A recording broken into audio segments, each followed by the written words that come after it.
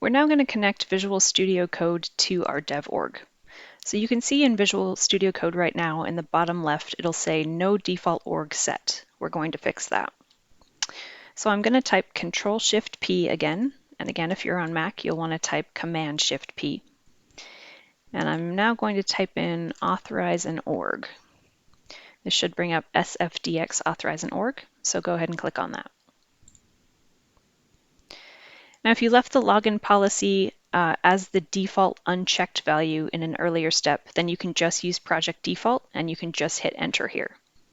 If you had reason to change that, then you'll need to go down to custom, but that's only if you are forcing your users to log in from your custom login URL that you set up in MyDomain.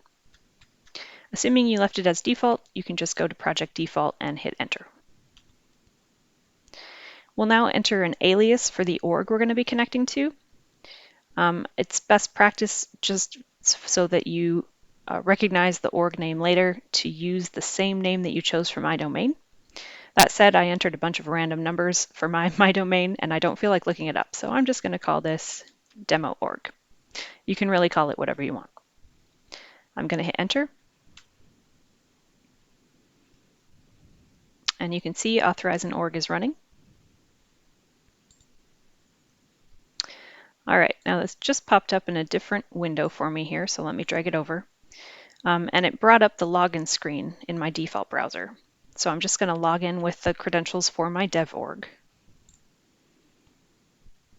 And then it's going to ask if I will allow it to access my dev org. So I'm going to click allow.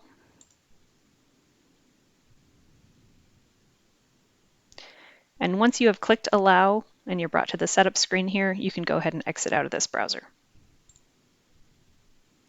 Right, you should now see that authorize an org has successfully run. And you should also now see the name of your org in the bottom left corner of VS Code.